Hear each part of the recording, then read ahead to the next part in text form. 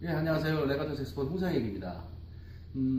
오늘은 그 악기의 어떤 그 구조적인 완성도라든가 또 이제 AS 할 때 특히나 이제 전체 수리죠. 이제 올 패드를 전체를 교환하고 할 때 꼭 필수적인 작업이 되어야 하는데 실제로 이 작업이 안 하고 하는 분들이 의외로 굉장히 많으시더라고요. 저희한테 요즘에 리페어를 하시는 분들이 이제 왔다 갔다 하시면서 또 요즘에 어떤 그 교육기관에서 패드 교환 같은 거를 이제 배워가지고 새로 이제 그 이런 리페어 샵을 계획을 하고 계시거나 이런 분들이 오시는데 저희는 사실 의외로 그 패드, 그 토널, 패드 교환 시에 토널의 레벨 잡는 거를, 레벨 평을 잡는 부분을 아예 모르고 계시고 교육받을 때 그런 얘기 들어본 적이 없다라고 얘기를 하셔서 이 부분은 꼭 리페어맨이 아니라 하더라도 본인이 악기를 구매하시거나 또는 내 악기를 수리할 때 이 과정이 왜 중요한지에 대해서 제가 좀 오늘 실제로 한번 설명을 좀 드리고요. 이 부분에 대해서 앞으로 어느 악기 수리점에 가시더라도 이 부분을 어떻게 하고 있는지에 대한 거는 제가 꼭 체크를 하시라고 말씀을 드리고 싶습니다. 그래서 그 부분에 대한 작업을 한번 설명을 한번 드리도록 하겠습니다. 뭐 여러 가지 악기의 완성도를 체크할 때는 패드가 정확하게 막혀야 된다는 부분은 지난번 제가 동영상에서 한번 말씀을 드렸었는데 그 작업은 자연스럽게, 그러니까 토널 레벨링이 된 상태에서 자연스럽게 맞아야지, 토널이 맞지 않는 상태에서 억지로 눌러놓은 악기는 잘못된 악기입니다. 그 부분은 그래서 예전에 좀 저가형 중국산이나 대만산 악기들, 요즘에 나오는 야마하 셀마도 마찬가지입니다. 이 토널 레벨은 거의 안 맞아 있다고 보셔야 되는데, 이 토널 레벨링에 대한 설명을 제가 지금부터 한번 먼저 보시고 토널이 어떻게 맞아 있는지를 보시고 다시 또 부연 설명 드리겠습니다. 예, 이 토널 레벨링 툴 중에 이게 좀 잘 보이나 모르겠는데, 레벨링 툴 중에 이제 위에서 가는 도구인데, 이걸로 우선은 토널의 그 상태를 먼저 체크해 볼 수 있습니다. 한번 같이 보시죠. 자, 보시면 보시는 것과 같이 이 안에서는 지금 토널이 한쪽은 저쪽 이제 반대 방향이 높은 상태가 되겠죠. 어느 쪽이든 지금 맞지 않고 있어요. 이게 지금 이 상태에서 패드를 맞출 수는 있습니다. 그 얘기는 뭐냐? 이 패드를 맞출 때 토널이 레벨이 보통은 이런 물결지는 형태가 많이 있고요. 또 일반적으로는 이제 버핑 작업을 하다가 좀 깎여나가는 이런 형태가 많이 있고, 또 이게 그 원래 악기 상태에서 토널이 완벽히 맞았다 하더라도 그 어떤 외부 충격에 의해서 여기 만약에 덴트가 생겼다. 이건 100% 토널의 어떤 부분이 높아지고 낮아지게 되어 있습니다. 근데 이 덴트가 생기는 정도의 충격이 아니라 하더라도 실질적으로 악기를 사용하면서 조금씩 뭐 어디 부딪히기도 하고 뭐 조금 흔들리기도 하고 하면서 오랜 사용에 의해서 토널은 레벨이 흐트러지게 되어 있어요. 근데 이 악기를 전체적으로 이 토널 레벨링을 하기 위해서는 키를 떼내야 되는데, 이 떼낼 수 있는 기회는 실질적으로 전체 패드를 교환할 시기밖에 없기 때문에 저희가 그 시기에는 꼭 레벨링을 해야지만 된다는 얘기죠. 제가 좀 전에 말씀드렸다시피 이 토널 레벨링이 안 된 상태에서 패드를 교환을 해서 여기다 맞췄다. 키를 눌러보면 맞은 것 같습니다. 그렇지만 그게 사용에 의해서 몇 개월 사용하다 보면 침에 의해서 수분에 의해서 패드가 불고 마르고 하는 과정에서 당연히 억지로 눌려져 있었던, 깊게 눌려져 있었던 부분들은 앞으로 밀려 나올 것이고, 그러면 얕게 눌려져 있는 부분에서 패드에서 이제 리킹 현상이 생기게 되는 거죠. 그래서 잘못 수리한 악기, 제대로 수리한 악기는 패드 교환하고 별도의 충격이 없이 잘 관리하셨다면 1년이 지나도 이 패드 상태가 변하지 않습니다. 그런데 1년, 2년이 지나도 상관이 없는데, 어떤 악기들을 내가 수리를 하고 났는데 몇 개월 만에 좀 밸런스를 다시 잡아야 되고 뭐 이런 현상이 있다는 얘기는 결국은 토널의 레벨이 안 맞아서라는 말씀이죠. 자, 지금 보신 것과 같이 이제 이런 현상이 생긴 거에 대해서 이제 조치 방법을 한번 또 이제 말씀을 드리겠습니다. 자, 지금 제가 보여드리는 툴은 이제 독일산 공구입니다. 이제 사용법 자체는 이제 한국에서만 저희가 만든 거랑 거의 같은데, 차이가 있다라고 한다면 지금 보시는 것처럼 여기 이제 칼날 형태로 되어 있습니다. 이 칼날 형태는 사실 이게 기능이 굉장히 잘 갈려요. 근데 이제 이게 실질적으로는 저희는 이제 그거에 비해서 좀 이따 보여드리겠지만 저희는 이제 샌드페이퍼 교체용으로 만들었어요. 그래서 이제 굵은 거 보통 처음에 만약에 심한 경우에는 조금 80방 정도 또 뭐 약간 약간의 이상이 있는 경우에는 조금 더 부드러운 뭐 200방이나 300방 정도의 샌드페이퍼를 원하는 거를 그냥 달아서 이제 교환해서 쓸 수 있는 형태로 만들었는데, 단지 기능적인 문제가 아니라 저희는 왜 그랬냐면, 이 잘 갈리는 독일산 공구는 실질적으로 AS 마켓용이라기보다는 악기 제작사용이라고 볼 수 있습니다. 그러니까 악기를 제작하면서 전체적으로 크게 토너를 많이 갈아내는 용도로 쓰이지, 실질적으로 사용하는 악기는 아주 큰 손상이 있지 않는 경우에는 샌드페이퍼 정도로 갈아내는 게, 왜 그러냐면 이걸로 갈아내고 나서 결국은 다시 마지막 최종 후처리를 샌드페이퍼로 해야 되기 때문에 저희는 아예 샌드페이퍼형으로 만들어서 지금 작업을 하고 있습니다. 그래서 그 작업 방법을 지금부터 보여드리겠습니다.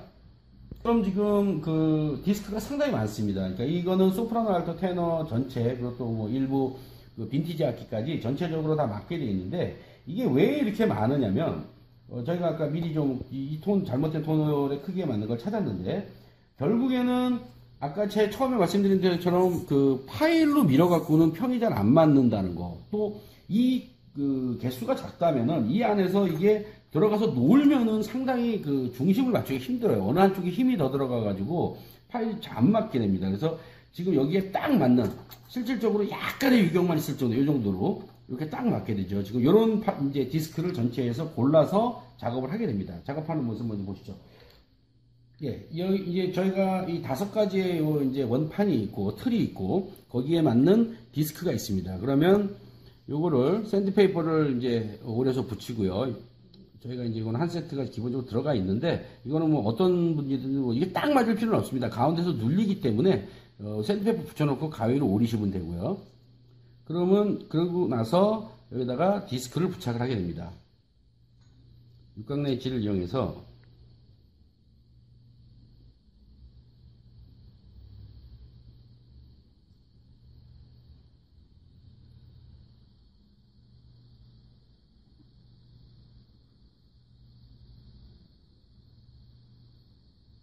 디스크가 부착이 돼서, 아까 말씀드린 대로 이 샌드페이퍼를 뭐 자를 때 여기가 딱 맞아야 될 이유는 없겠죠. 위에서 디스크가 덮어주니까. 자, 그 상태에서 토너를 위에다가 올리게 됩니다. 일반적으로 좀 더 정확한 작업을 하기 위해서는 이 토너의 표면에 이 마킹펜으로 표시를 해두면 좀 어느 부분이 높고 어느 부분이 낮은지를 판단하기가 좀 쉬울 겁니다.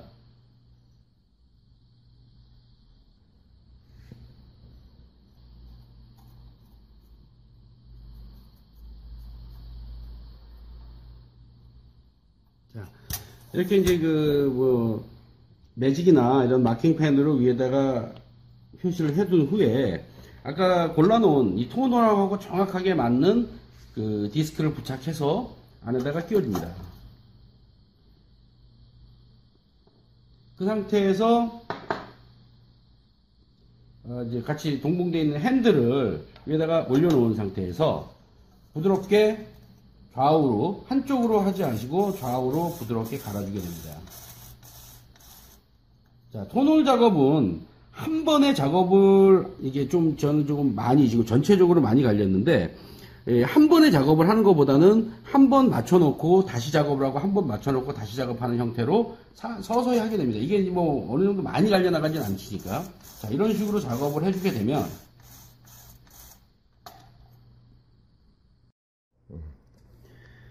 자, 지금 보신 것처럼 이제 여기서 이제 토너를 가공을 하고, 뭐 손잡이를 가공을 할 수도 있고, 때로는 디스크를 잡고, 약한 경우에는 힘 조절은 사실은 디스크를 잡고 조절을 할 수도 있습니다. 이런 식으로 가공을 해주게 되고 나면은 안에가 실질적으로 만약에 이제 뭐 높은 부분이 있다면 그쪽 부분만 먼저 갈려 나갈 것이고, 이제 사실은 이거보다는 조금 천천히 작업을 하시는 게 좋을 거예요. 그러니까 조금 해보고 다시 체크하고, 조금 해보고 다시 체크하고, 지금 설명을 드리기 위해서 제가 좀 빨리 했는데, 그렇게 되면 이제 전체적으로 토너의 평이 맞았는지를 이제 한번 체크를 한번 해봐야 되겠죠. 자, 그럼 한번 다시 볼봉을 놓고 체크를 해보겠습니다. 자, 지금 보시면 아까보다는 조금 줄었는데 아직도 약간의 지금 불빛이 새어나오는 게 보이시죠? 아직도 이 토너의 가공이 더 필요한 경우라고 할 수 있겠습니다. 그럼 다시 조금 더 작업을 해보겠습니다. 예, 아까 작업이 조금 부족해서 다시 조금 갈아보겠습니다.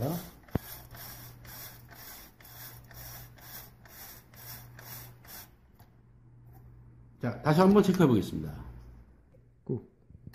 자, 지금 보시면 이제 빛이 새어나오는 부분이 흔들어도 빛이 새어나오는 부분이 한 군데도 없게 되겠죠. 자, 이 상태가 완벽한 상태고, 이 상태가 전체 토널 전체에 이 악기에 있는 모든 토널에 바로 다 이 상태가 된 상태에서 비로소 패드 교환 작업이 들어가야 된다라는 거, 그거를 말씀드리겠습니다. 예, 지금까지 이제 그 토널 레벨링에 대해서 이제 말씀을 드렸는데요. 이게 저희가 자꾸 이제 리페어 쪽 얘기를 하다 보니까 이게 그 리페어 하는 사람들 입장에서 굉장히 중요한 작업이다라고. 물론 중요합니다. 이렇게 리페어를 할 때 이 토널 레벨링을 해놓으면은 패드 맞추는 작업이 훨씬 쉬워집니다. 훨씬 쉽고, 일률적으로 전체적으로 쭉 나가기 때문에 리페어맨한테도 편한 작업이겠지만, 실질적으로 소비자 입장에서 굉장히 중요한 작업입니다. 그래서, 이게 이제 아까 처음에 말씀드린 것처럼 안 맞아 있는 토널에 억지로 패드를 눌러놓은 것이냐, 아니면 토널 자체가 아주 평이 정확하게 맞은 상태에서 자연스럽게 맞춰졌냐라는 거는, 이제 그 사용하시면서 이제 내구성 측면에 있어서 굉장히 그 큰 영향을 줍니다. 저희가 이제 지난달에 한번 그 대만에 있는 색소폰 공장들도 한번 쭉 둘러봤고, 뭐 중국 쪽이야 제가 잘 알고 있고요. 근데 이 툴을 사실 거의 사용을 안 하고 그냥 줄로, 그러니까 아까 말씀드린 넓적한 파일로 문질러서 마무리를 하는 공장이 사실 대부분입니다. 그래서 저희가 이제 거래하는 공장에는 이런 툴을 꼭 갖다 주고, 이 작업에 대한 분량은 저희들이 이제 아예 그냥 전체적인 조금이라도 토널의 문제의 분량은 불량이다라고 얘기를 해서 철저하게 작업을 시키고 있는데, 이런 부분들이 꼭 악기를 제작할 때뿐만 아니라 이제 수리를 할 때도, 이 아까 말씀드린 대로 그 패드를 뜯을 기회가 사실 교환할 때밖에 없어요.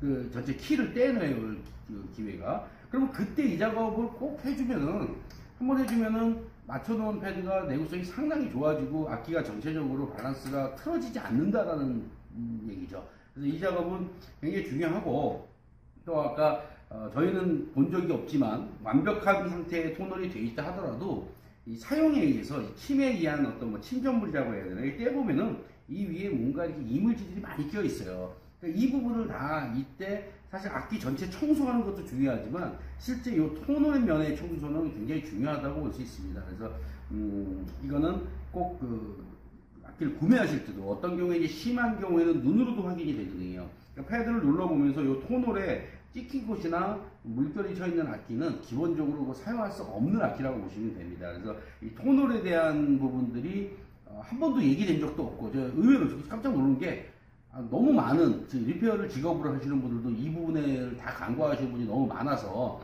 리페어 하시는 분들한테도 혹시 뭐 도움이 될까, 또 실질적으로 패드 교환을 맡기시는 분들한테도 이 작업에 대한 그 이해가 좀 필요하지 않을까 싶어서 이렇게 동영상을 다시 올리게 되었습니다. 예, 감사합니다.